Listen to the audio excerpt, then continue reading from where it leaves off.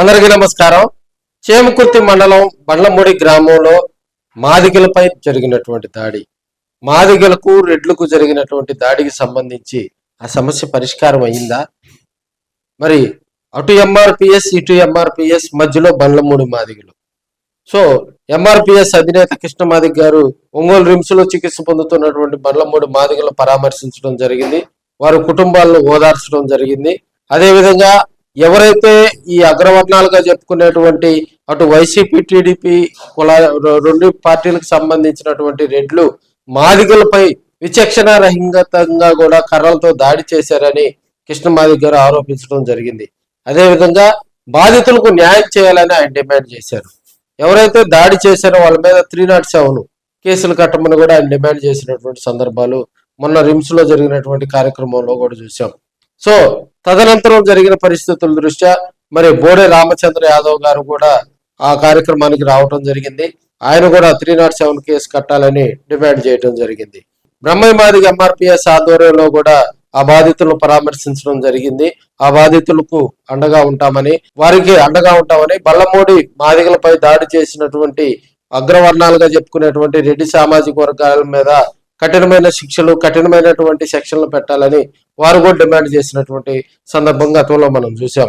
ఎవరైతే బల్లమూడి ఘటనలో బాధింపబడినటువంటి వారు ఉన్నారో వాళ్ళు రిమ్స్ లోకి రావటం, రిమ్స్ లో చికిత్స పొందేటప్పుడు అటు ఎంఆర్పిఎస్, అటు కృష్ణ మాదిగ ఎంఆర్పిఎస్, ఇటు బ్రహ్మయ్య మాదిగ ఎంఆర్పిఎస్ తో పాటు పలు పార్టీలు అందరూ కూడా ఒంగోలు రావటం, రిమ్స్ లో ఉన్నటువంటి వారిని పరామర్శించడం, వారికి జరిగినటువంటి అన్యాయాన్ని కూడా మీడియా ఎదుట ప్రశ్నించారు. వైసీపీ పార్టీలో కూడా కొంతమంది లీడర్స్ రావడం జరిగింది. వారు కూడా పరామర్శించడం జరిగింది. ఎవరికి తోచినంత సహాయం వారు చేశారని అనటంలో ఎలాంటి సందేహం లేదు. ఎవరికి వాళ్ళు ఏ పార్టీకి అనుకూలంగా ఉన్నటువంటి వాళ్ళు కొంత సహాయం చేశారు. అదేవిధంగా కుల సంఘాలు కూడా ఆర్థికంగా కొంత వెసులుబాటు అయితే బల్లమూడి మాదిగలకు కల్పించినటువంటి సందర్భాలు.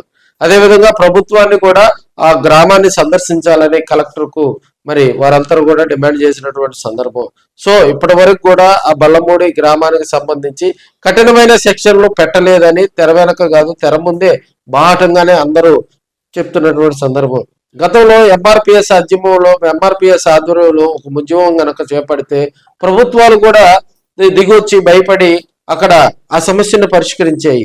ఇప్పుడు ఉన్నటువంటి పరిస్థితుల్లో రెండు ఎంఆర్పిఎస్లు, అటు బ్రహ్మయ్య మాదిగ ఎంఆర్పిఎస్, ఇటు కృష్ణ మాదిగ ఎంఆర్పిఎస్, ఈ రెండు ఎంఆర్పిఎస్లు బల్లమూడి గ్రామంలో జరిగినటువంటి ఘటనకు సంబంధించి ఒంగోలు నగరంలో రిమ్స్ లో వారిని పరామర్శించడం జరిగింది. ఆ కేసుకు సంబంధించి భారీగా కూడా వారికి న్యాయం చేయాలని డిమాండ్ చేసినా కూడా మరి ప్రభుత్వం దీన్ని ఎందుకు పరిష్కరించలేదు? ఎక్కడో కందుకూరులో ఒక బలిజ కమ్మ మధ్య జరిగినటువంటి ఘటనకు సంబంధించి సాక్షాత్తు హోంమంత్రి మరి అక్కడికి వచ్చి వెంటనే ఆ సమస్యను పరిష్కరించి వారికి ఎక్స్గ్రేషియా మరి పొలాలు ఇవ్వటం, అదంతా ప్రభుత్వం తరఫున చక్క జరిగిపోయినటువంటి సందర్భాలు మనం చూస్తా ఉన్నాం. ఎంఆర్పిఎస్ ఉద్యమ నేతలుగా చెప్పుకునేటువంటి ఇద్దరు ఎంఆర్పిఎస్ నేతల ఆధ్వర్యంలో కూడా బల్లమూడి ఘటనకు సంబంధించి గళమెత్తి పెద్దగా కూడా వారంతా మాట్లాడినటువంటి సందర్భాలు మనం చూసాం. ఒక ఎమ్మెల్యే కూడా బల్లమూడి గ్రామాన్ని సందర్శించకపోవటం, ఒక ప్రభుత్వ అధికారి వెళ్ళి బల్లమూడి గ్రామాన్ని సందర్శించి బాధితులకు భరోసా కల్పించలేకపోవటం వెనుక ఉన్నటువంటి ఆంతర్యం ఏంది? ఇప్పుడున్న పరిస్థితుల్లో కూడా గట్టిగా కనుక ఈ బల్లమూడి నినాదాన్ని తీసుకెళ్తే ప్రజల్లోకి మరి రాబోయే రోజుల్లో ఆ కుటుంబానికి అండగా కూడా మరి కఠినమైనటువంటి సెక్షన్లు నమోదు చేసి ఎవరైతే ఈ రెడ్ల సామాజిక వర్గానికి సంబంధించినటువంటి వ్యక్తులు ఉన్నారో వారిపై కఠినమైనటువంటి సెక్షన్లు పెట్టి వారిని అరెస్ట్ చేయాలని డిమాండ్ చేస్తా ఉన్నారు.